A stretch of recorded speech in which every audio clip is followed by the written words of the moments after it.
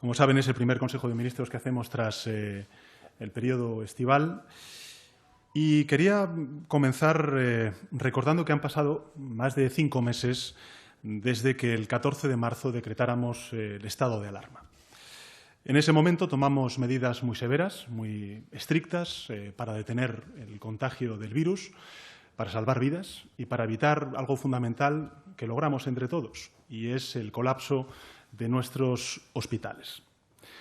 En mis primeras comparecencias, lo recordarán, dije entonces que el primer logro llegaría cuando alcanzáramos el pico de propagación de la enfermedad y doblegáramos la curva. Y lo conseguimos, y lo conseguimos. Entonces, en el final de la desescalada, el total de contagios ascendía a 246.272.000 compatriotas contagiados por el virus del COVID. Los casos diagnosticados entonces, en la última semana, eran de 1.668. 5 personas ingresaron en la UCI en la última semana y 29 personas perdieron su vida en ese mismo periodo, hasta que semanas después alcanzamos algo por lo que todos soñábamos, que era no tener ningún fallecido durante distintos días. En el Consejo de Ministros que acabamos de celebrar se ha presentado el informe de balance de las actuaciones que ha venido realizando el Ministerio de Sanidad desde el fin del estado de alarma. Hemos analizado y hemos evaluado la situación en la que se encuentra nuestro país y hoy, en consecuencia, vuelvo a comparecer para dar seguimiento de la evolución de la pandemia y también explicar la hoja de ruta que vamos a seguir desde el Gobierno de España. Como saben, desde que el pasado 21 de junio finalizara el estado de alarma, las decisiones en materia de salud pública volvieron a estar lideradas por las comunidades autónomas. No obstante, el Ministerio de Sanidad, la figura del ministro Illa, ha prestado todo su apoyo, todo su asesoramiento a través de las reuniones que se han venido convocando durante las distintas semanas con los consejeros y consejeras autonómicos y haciendo balance de las medidas implementadas. Con datos actualizados, a fecha del 24 de agosto, el total de contagios en nuestro país asciende a 405.436 compatriotas contagiados por el virus del COVID. Los casos diagnosticados en la última semana son 40.427 y los ingresos en UCI de 74 personas y, desgraciadamente, 96 compatriotas han perdido la vida en esta última semana. Nuestro recuerdo emocionado a los familiares que, lógicamente, han visto perder la vida de sus seres queridos. Estas cifras nos llevan a 2 conclusiones inmediatas que me gustaría compartir con la opinión pública. La primera es que la situación en nuestro país no es homogénea. La situación del virus no es homogénea territorialmente. No lo fue en el principio, no lo es después del estado de alarma y no lo es en el día de hoy. Hay comunidades autónomas, hay territorios, hay provincias que parecen haber logrado mayor eficacia en el control del virus y tienen, en consecuencia, un escenario mucho más tranquilo. Y hay otras, por último, que están teniendo problemas para hacer frente a la situación. Por tanto, la primera conclusión es que la situación no es homogénea en el conjunto del país, sino que hay comunidades autónomas, hay provincias donde el virus está afectando con mayor contundencia, con mayor intensidad a otros territorios. Hay territorios, en consecuencia, que han actuado con una mayor eficacia en el control del virus. La segunda conclusión es que la evolución global de la curva de la propagación de la pandemia es preocupante. Es preocupante. Para el Gobierno de España lo es. En palabras del doctor Simón, a finales de la semana pasada, las cosas, dijo él, no van bien. Seguimos dejando que la transmisión, si seguimos dejando que la transmisión siga, aunque sean casos en su mayoría leves, acabaremos continuaba diciendo el doctor Simón, teniendo muchos hospitalizados, muchos ingresados en UCIs y, en consecuencia, también el riesgo de sufrir muchos más fallecidos. Esto es lo que dijo el doctor Simón y todas y cada una de las palabras que dijo el doctor Simón, el responsable del CAES, son suscritas por el Gobierno y por mí. Quisiera transmitir por ello un mensaje de alerta, pero también de serenidad al conjunto de la ciudadanía. De alerta y de serenidad. Alerta porque la evolución no es buena, es preocupante, especialmente en algunos territorios, y en consecuencia hay que atajarla. Y en segundo lugar, junto a esa alerta, serenidad, porque estamos lejos de la situación de mediados de marzo y no debe producirse un miedo que nos paralice y que nos impida actuar. Para ser exactos, lo que requiere la situación es una respuesta más intensa y también más serena ante la amenaza. Ya se está haciendo en cierta medida. Muestra de ello es que las comunidades autónomas han incrementado notablemente la capacidad de diagnóstico. Hasta el 20 de agosto se han realizado en nuestro país 5.850.000 PCRs. En la última semana se ha alcanzado el récord de más de 482.000 pruebas PCR. Para que se hagan una idea, es un aumento de un 168% más que al término del estado de alarma. Es decir, estamos detectando con una mayor cantidad, con una mayor intensidad, el circuito de contagios en nuestro país.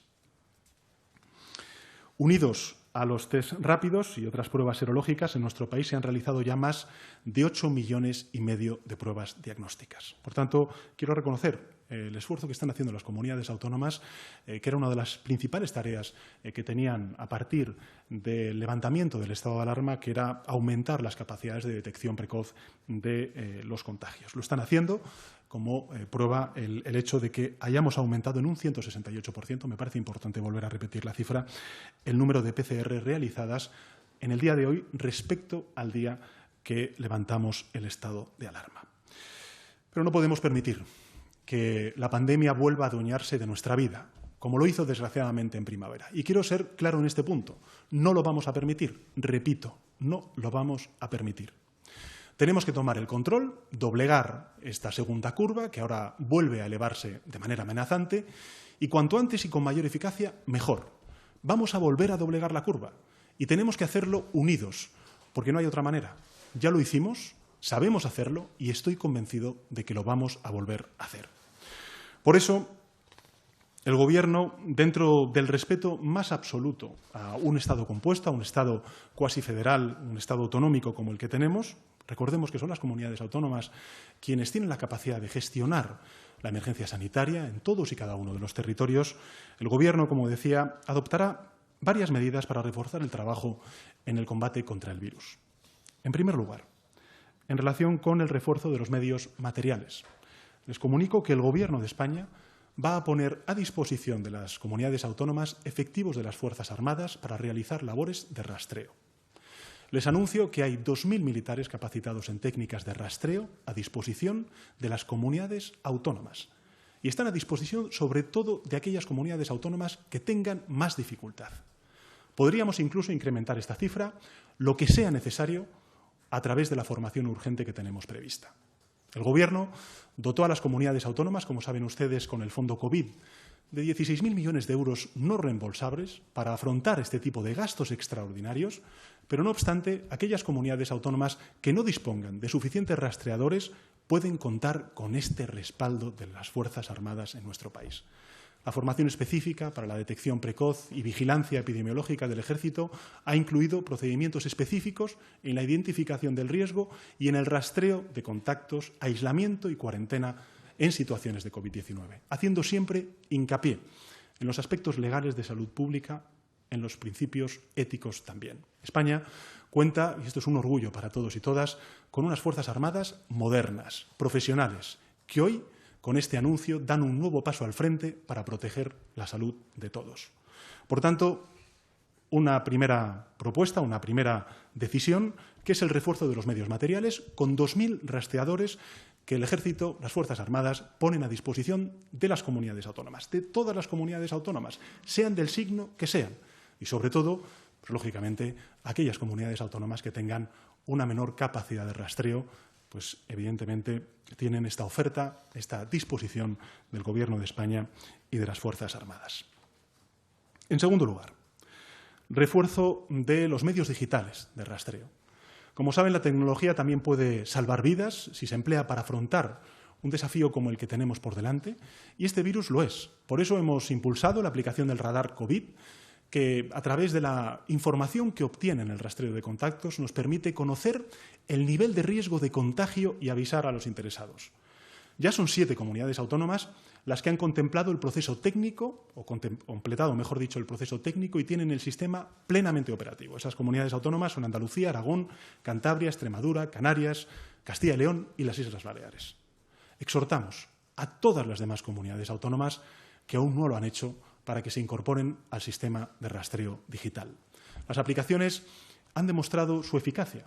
Lo demostraron, por ejemplo, en la prueba piloto realizada en Canarias. Ha conseguido una media de 6,4 contactos estrechos de riesgo detectados por positivo simulado confirmado, casi el doble de los rastreadores manuales. Y además, según las estimaciones que manejamos, una implantación por encima del 20% de estas aplicaciones podría ayudar a reducir el impacto de la pandemia en un 30%.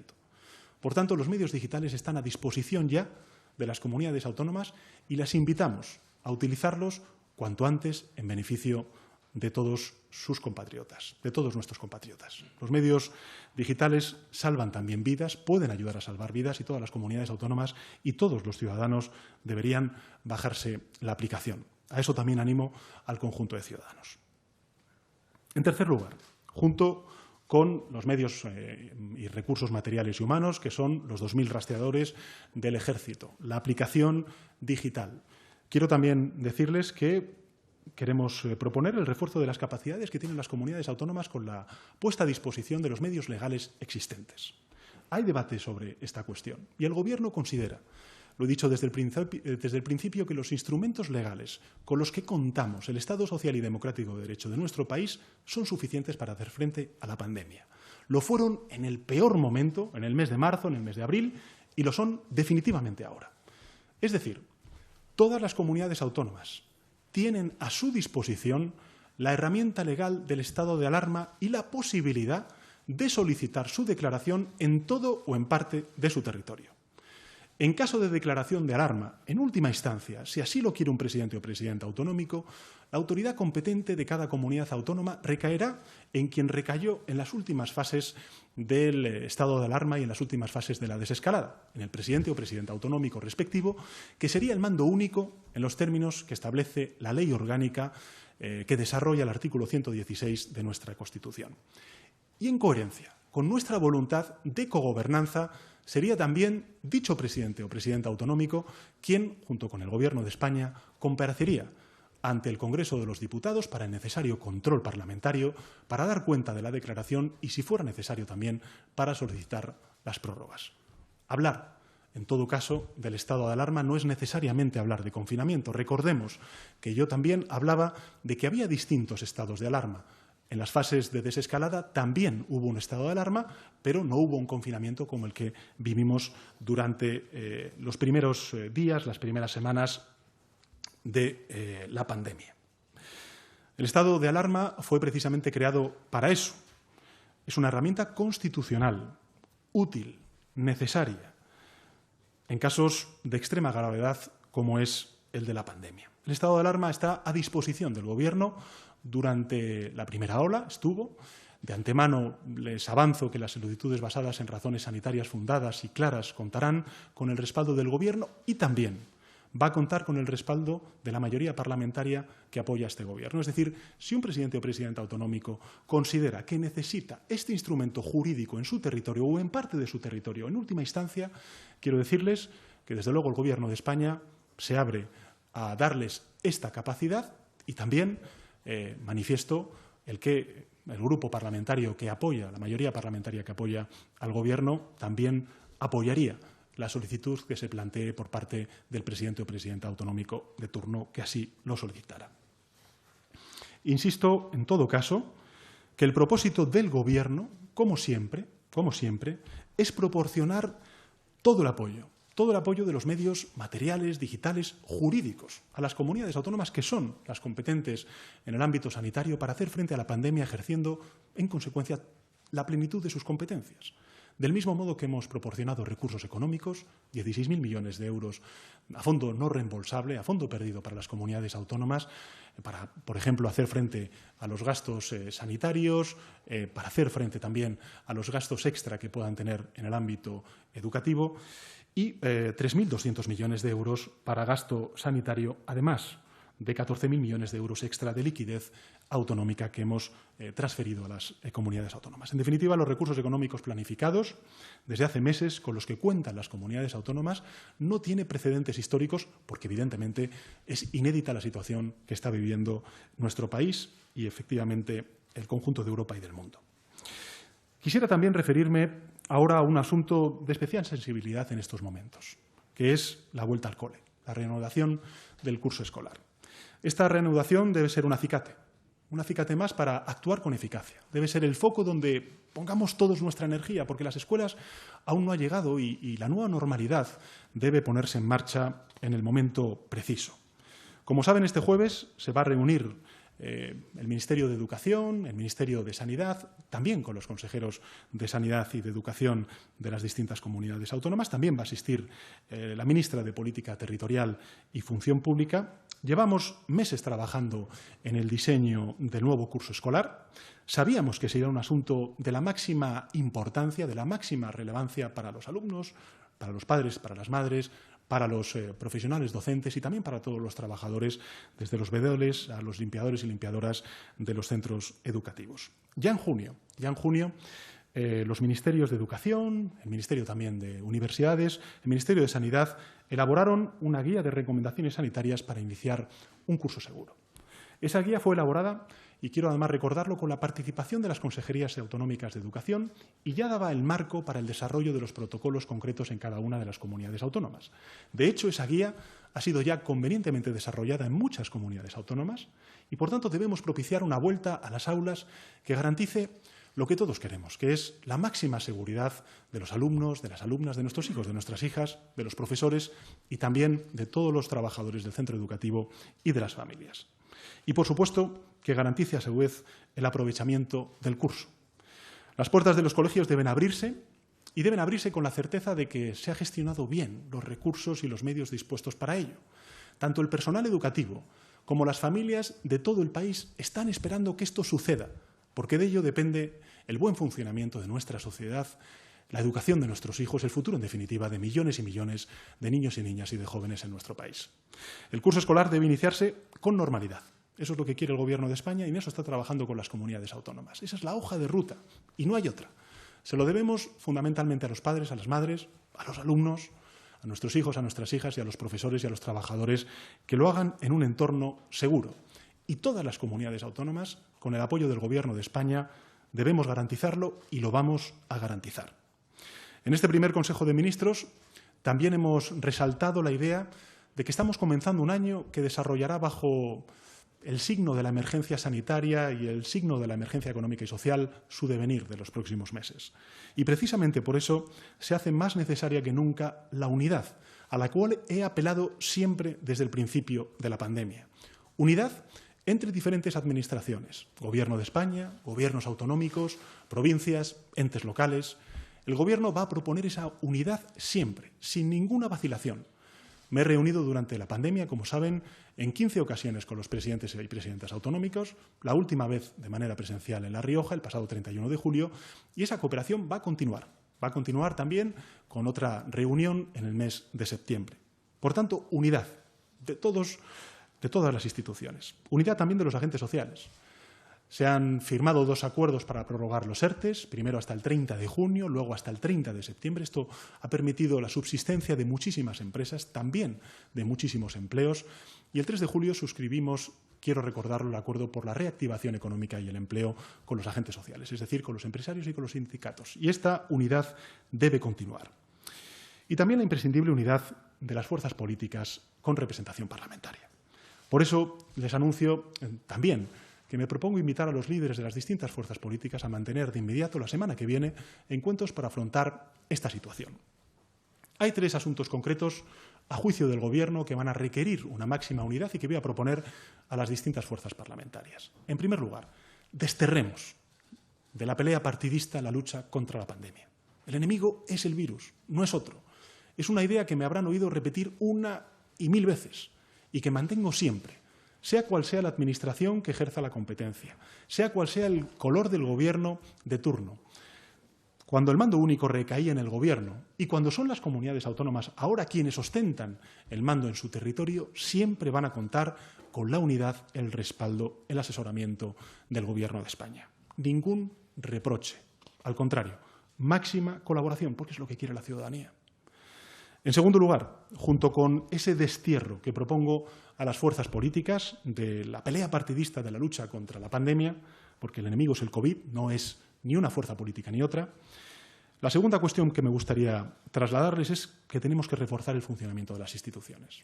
En medio de una emergencia múltiple, gravísima, inédita, como es la que estamos sufriendo, la sanitaria, la económica, la social, necesitamos instituciones fuertes, robustas, y su fortaleza viene de su legitimidad.